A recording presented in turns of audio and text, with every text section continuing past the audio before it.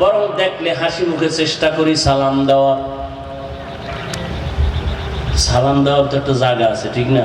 আমি বাথরুমে দাঁড়ায় রয়েছি, এখানে প্রস্রাব পায়খানা করতে গেছি, তুমি হেন যে যদি সালাম আলাইকুম, আর আমি যদি হেন বাথরুমে দাঁড়াই তোমার সালাম না লই, কি হুজুর অহংকারী, আমার সালাম নিল না বাথরুমের দরজায়।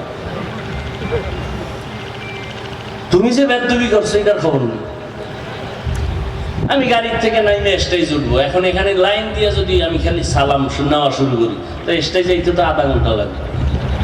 এই মানুষ বুঝে না, আবেগ আবেগ উল্টা পাল্টা। আমার সালামটা নিল না, আমার সাথে এত দুশ্মনী, ঘুমের ভিতরে ঝগড়া হয়েছে তোমার সাথে আমার। তুমি মাদ্রাসায় আসো, আসো আমার মাদ্রাসায় ঢাকাতে, দেখো আমি তোমার কি মেহমানদারি করাই, আসো কি ভালোবাসা তোমাকে দেওয়ার চেষ্টা করি, আসো। রাস্তাঘাটে কি পরিবেশ বুঝো না? আমি লঙ্গি পড়তেছি, তুমি হাত বাড়াই দিছো সালামের জন্য, আমি লঙ্গি ছাড়িয়ে দিয়ে তোমার সালাম ধরুন। কি আবেগ মানুষের ভিতরে।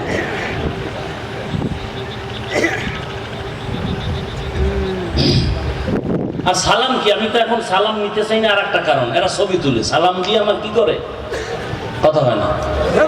আমি তো মরে গেল এই ছবি তুলতে দেবো না। সালাম ইবাদত, সালাম কি ছবি কেন?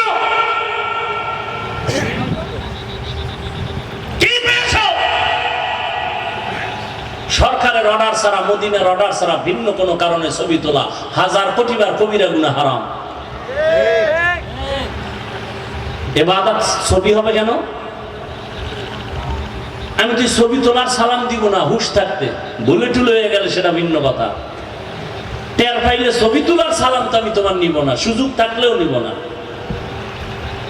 তুমি কি বলবা না বলবা তোমার বিচারে তো আমি চলি না।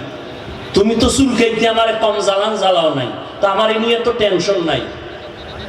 মাওলার কাছে আমি ভালো আছি তো, সম্মান এখন আল্লাহ টিকায় রাখছেন।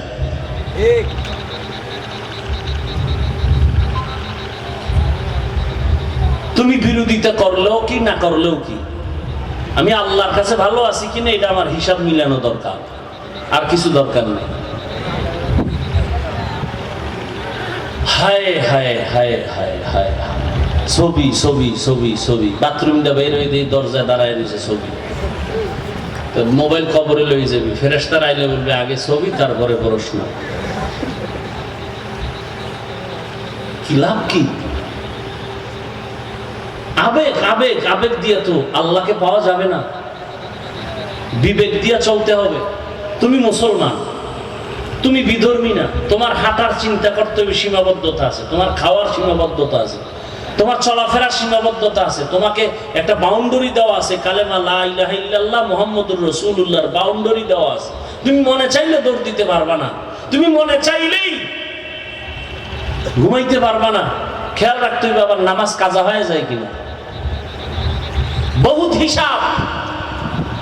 আল্লাহ চায় তোমাকে গোটা দুনিয়ার ক্ষমতা দিতে, তুমি নিতে চাও না। তুমি নাপাক মানুষ, তোমার চোখ নাপাক, দিল নাপাক, নাপাক মানুষের হাতে আল্লাহ পাক। অন্তত মুসলমানকে দিবেন না এই দায়িত্ব, তা কি করবেন শুনে নাও আজকে। মুসলমান বেশি না কম? মাদ্রাসা, মসজিদ, আলেম ওলামা, তাবলীগ, পীর মুরিদি, এরপর মার খাই কেন আমরা? আল্লাহর আইন। মুসলমান আল্লাহর গোলামি বাদ দিয়ে যদি মানুষের গোলাম হও, তাহলে আমি আল্লাহ নিজে বেঈমানের হাতে ক্ষমতা দিয়ে বলবো মুসলমানের ভিড়া। আল্লাহর আইন। আজকে বেঈমান হিন্দুদের যদি বয়ান করতাম 12 মাস লাগতো না, কুত্তার মতো দৌড়াইতেছি 12টা মাস মুসলমানের পেছনে, সব আলেমরা।